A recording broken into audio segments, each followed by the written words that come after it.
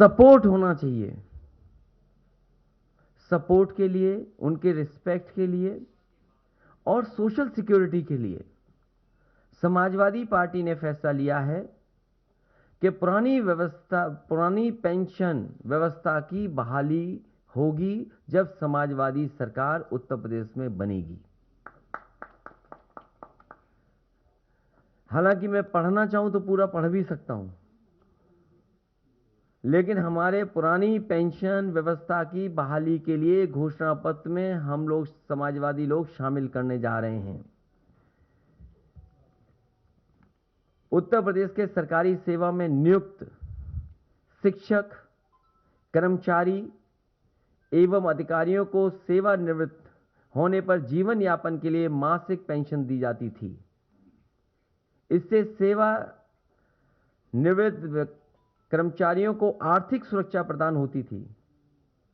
केंद्र में भारतीय जनता पार्टी की सरकार द्वारा वर्ष 2004 में नियमावली बनाई, जिसके आधार पर अप्रैल 2005 के बाद नियुक्त शिक्षक और कर्मचारी की मासिक पेंशन की योजना समाप्त की गई और नई पेंशन योजना लागू की गई, जिससे सेवानिवृत्त कर्मचारी एवं शिक्षक को सेवानिवृत्त होने पर एकमुश्त धनराशि प्रदान की जा रही है। इसके लिए 10% धनराशि कर्मचारी देता है और 14% सरकार देती है और इस पैसे को शेयर मार्केट में लगाया जाता है, जिससे इस व्यवस्था की विश्वसनीयता पर प्रश्न लगता है। मुझसे लगातार तमाम कर्मचारी और शिक्षक संगठन मिले और जिसमें हमारी बाईं तरफ बैठे हुए हैं, लगातार लड़ते रहे, बैठे, न जाने कितनी बार हमारी बैठकें हुई। केवल आपके साथ बैठक नहीं हुई, बल्कि कई हमारे जो एक्सपर्ट हैं, फाइनेंशियल चीज़ों को समझते हैं, जिनके पास अनुभव है, उनके साथ भी बैठक हुई। तब जाकर के ये समाजवादी पार्टी ने अपने मैनिफेस्टो में शामिल करने का फैसला लिया है। मुझसे लगातार तमाम कर्मचारी और शिक्षक संगठन मिले और उन्होंने पूर्व की भांति पुरानी पेंशन योजना लागू करने की मांग करी। इन लोगों ने लगातार आंदोलन और धरना प्रदर्शन किया, लेकिन इस कर्मचारी विरोधी सरकार ने इनकी बात नहीं सुनी।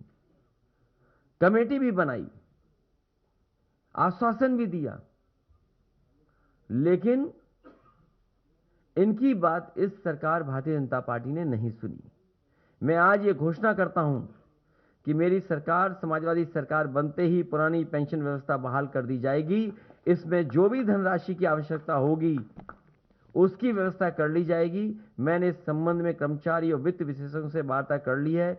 एक कॉर्पस बना करके इस धनराशि की व्यवस्था करने के लिए हम सक्षम हैं। संतुष्ट हैं आप लोग?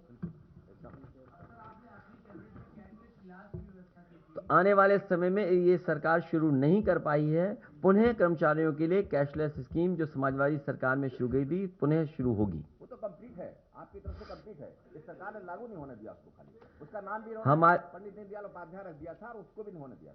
हमारी सरकार ने कर्मचारियों के लिए कैशलेस इलाज के लिए व्यवस्था की थी, जिसे सरकार ने लागू नहीं किया।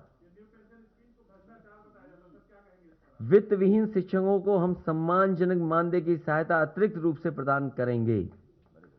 समस्त तृतीय और चतुर्थ श्रेणी के कर्मचारियों को जहां तक संभव हो सकेगा गृह जनपद, उसके निकट के जनपदों में तैनाती कराने का फैसला लिया जाएगा।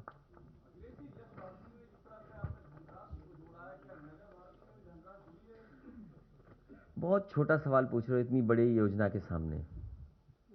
सबसे बड़ा फैसला समाजवादी पार्टी का जो घोषणा पत्र में शामिल होने जा रहा है, पुरानी पेंशन योजना को बहाल किया जाएगा। बहुत बड़ा फैसला है। 2005 से पूर्व कर्मचारियों को मिलने वाली पुरानी पेंशन व्यवस्था लागू की जाएगी। उसके लिए किस तरीके से लागू होगी, फाइनेंशियल एक्सपर्ट जो जानकार लोग हैं उनसे राय मशवरा किया गया है। किस तरीके से कॉर्पस फंड क्रिएट किया जाएगा, उसका भी इंतजाम समाजवादी सरकार में होगा।